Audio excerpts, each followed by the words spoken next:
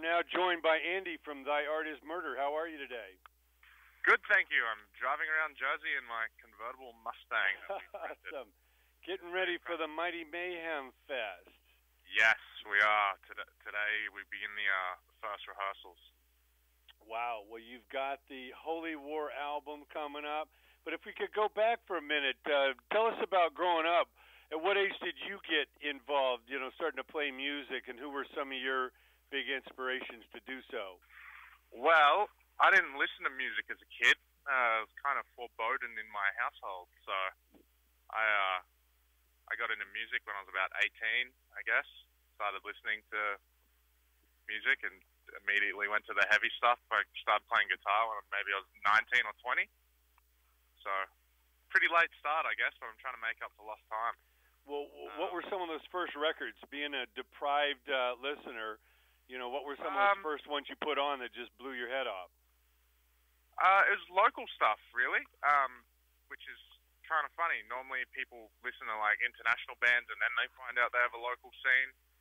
But I had friends that I'd known locally, and they were into the local hardcore scene. And I started going to shows with them. The first probably heavy band, it sounds a bit funny to say it, but probably the first crazy heavy band I listened to was Parkway Drive, which is hilarious because they were just down the road from me. Sure. So this is in New South Wales? This is in Queensland, Australia. Okay. I'm from, I lived in Brisbane, and then I had Parkway Drive were from Byron Bay, so it's about a 2.5-hour drive down the road. And they were playing shows in our city almost weekly, so we were a bit spoiled. Another band called the Amity Affliction, who's starting to get pretty big in the States. They were a lot heavier back then, so bands like that. And after that, I would go to their shows when they were supporting bigger bands from internationally, and that's kind of how my knowledge of heavy music started to grow. And then obviously once you're kind of in the scene, you start searching for things by yourself because you realize that there's something out there that you do want to hear. Sure. And what was that first big international band? The biggest show, coming into it. What was that first one where you really saw the full production and sound? Probably Killswitch Engage, I guess. Metalcore was really big 10 years ago, 12 years ago. And I think it was their first trip out to Australia, and I was like pretty pumped on seeing Killswitch. I didn't really go to international shows. I couldn't be bothered. They were always too expensive. I just went to a lot of Australian band hardcore shows. Yes. But yeah, Killswitch Engage for sure. You see the music videos and then find out that they're playing with one of your friends' bands, and of course you go along, and yeah, it's pretty cool. And tell us how the rest of the band formed. Were you guys into like-minded music and found that you played instruments, or how did you all to get together? That's a very long and complicated question. Answer rather. The band started, I don't know when it started. It started a while ago. I wasn't part of the initial iteration. Okay. The guys, I think Lee knew Gary, the old guitar player, from a party in high school, and they both liked metal and found out that they played instruments, so they had a couple of jams, and then they found Sean and got him involved, and they did that first EP with the other members. And then they got CJ, who played in another band locally in Sydney. I think the story is they kind of poached him. They're like, hey, that guy's a really good singer, and our singer's going back to school, so we might get him. And then I'd known the band because I'd been working for a local independent kind of record label called Skull and Bones that the band was signed to, and a few of my old bands were also signed to. So I'd known the guys for a few years. We toured together, we did shows together, and they kind of had a need for a guitar player. One of the guys was leaving the band, and they actually hit me up one day, said, hey, do you want to play in the band? I was like, yeah, sure. When do I start? And they said, tomorrow. So I had to learn the set list of about 10 or 12 songs overnight, and here I am about 6 years later. Wow. Well, I know, of course, with the Hate album, which came out in 2012, you guys made a lot of noise and hit the top 40 back home, and you got on that big Summer Slaughter tour with Suicide Silence, Born of Osiris, and Amur. Tell us about making that record and basically feeling the breakthrough. Yeah, with that album, I kind of came into the band, and I'd always known the band, but I wasn't particularly like the biggest fan. But I knew that the guys were talented. And sorry, horrible truck. I thought that we could focus on songwriting a little bit more, so we spent a lot of time working on refining the band's sound and writing more songs as opposed to a collection of technical riffs. And we picked out a great producer, Will Putney, who's a wonderful friend of mine, and I think we did some really good work together. We kind of honed the sound that we were going for. He really understood our vision, and thankfully it kind of paid off. It's fantastic. Now, the new album, Holy War, I know that's produced by Will Putney, who's done Suicide Silence and Acacia Strain, Molotov Solution. Talk about making this record. I know you got big songs like Absolute Genocide and Fur and Claw and Emptiness. Talk about what your goals were coming into making this record, what the process was like, and what you're most excited about in the result. I was just most excited to hear it done. It was a long work in progress. We started the record almost a year ago. We started recording it, that is. We finished mixing it maybe 3 or 4 months ago. I flew out to Jersey for a few weeks and stayed with Will, and spent a couple weeks visiting the mix and trying to realize the sound that we had in our heads. But no, we'd been collecting songs and riffs and ideas for over 2 years now, and we were in no rush. We wanted to wait naturally until the songs came to us, and we had what we felt that we wanted. We used to have a manager that tried to get us in to record twice, because most bands, work on an 18-month or 2-year cycle, and this one for us was about 3 years. So, we didn't feel any pressure. We pushed the recording back twice. Will's a great friend. We told him, hey, we don't feel ready. He goes, yeah, I don't think that you feel ready either. So it was no sweat off his back. I mean, if we're more prepared, we're going to make a better record with him, and it'll be a lot more fun rather than kind of scrambling around at the last minute trying to finish things off.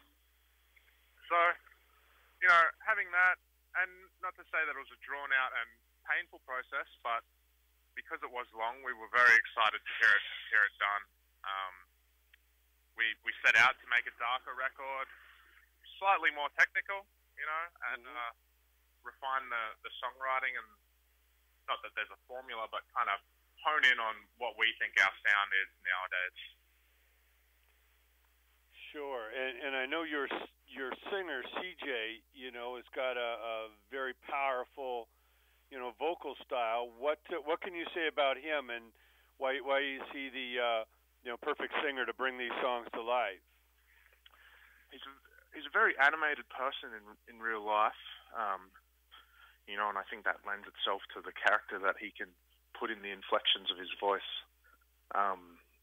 He's very lively, and he's very passionate, and he speaks his mind. He's one of those. He's like an Italian, He talks with his hands a lot, and that kind of theatrical personality, I think, combined with the fact that he just does have a great voice, really stacks up. If it was just a voice without that personality, I don't think it'd be the same.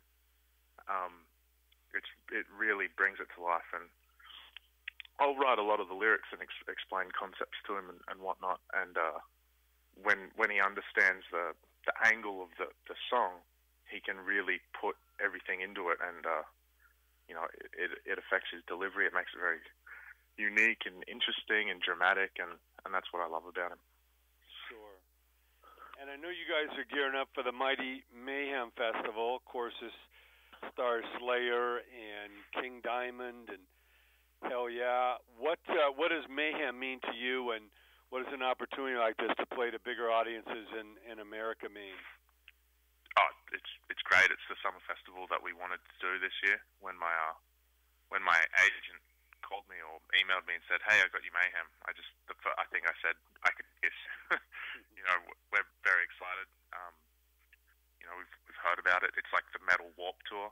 Right. Coming from Australia, we didn't go to these shows. We didn't know about these tours. Everyone's heard about Warped, but Mayhem's a little bit newer. So as soon as we found out about it, we were like, "Oh, we have to play. Like, put us on, please." Sure. So we're pumped. We've played to a lot of big festival crowds in Europe, but we've never played to any big festival crowds in the States. So for us, it's an amazing opportunity to spend the summer out in the sun and have some fun, but also to play to those bigger crowds. Summer Slaughter, some of the biggest shows I think are about 1,000 capacity, and I think the biggest on Mayhem is 25,000. So to think that we can play to as many people in one or two shows as we would on a whole Summer Slaughter tour is pretty humbling. If we can get 5% of those fans to come over and watch us and enjoy what we do, like, that's the best that we could hope for. Sure. And how does it feel sharing the bill with a band like Slayer that's been doing this for so many years? It's pretty sick, and it's pretty sick that they've found a home at Nuclear Blast, so we're label buddies now. Slayer's obviously the big four. It's one of the bands that everyone in extreme metal knows. So it's, we've all gone to see the band play live before, so it's great that we can do a tour with the band. Cross our fingers, maybe they'll mosey on over and check us out, take us on tour. But no, super, super exciting. That's beautiful. And in closing, all that you've seen in the business and what you deal with on a day-to-day, what advice do you give to those young bands, young players coming up that would love to be doing what you guys are doing? And, sometimes there's a lot of fantasies about, the fame and riches involved, but we know the dedication and perseverance and, risk-taking it takes to really stand out. So what advice do you give to those coming up? For sure. Be prepared to work hard, at your art, at the business side of things, at your family life side of things. It takes its toll on your family and your personal life. That's guaranteed. But I'd say if your songwriting is there, first off, you got to work on your songwriting and make sure that you've got the goods. But after that, make a little team. Everyone in our band, be it big or small, at least has a little job that's their responsibility. I can't do it all by myself. I do most of it by myself, but I can't do it all.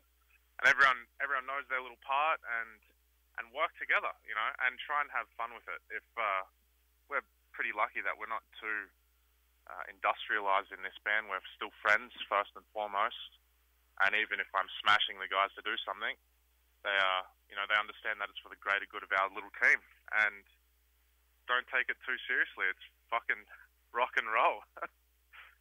Sure. Have some fun with it. If it's not going the way that you plan, just enjoy what you have, but always work hard. I make it no secret that I believe that I work harder than the next guy, and if I find someone that works harder than me, I just try and push even more or try and learn a few things from them, because in this industry, with the way that budgets are and everything now, you have to be working 24 hours a day. So get ready for the grind. Well, those are wise words. Andy, we appreciate your time. Can't wait to see you on Mayhem. Thank you so much. Awesome. Thank you so much.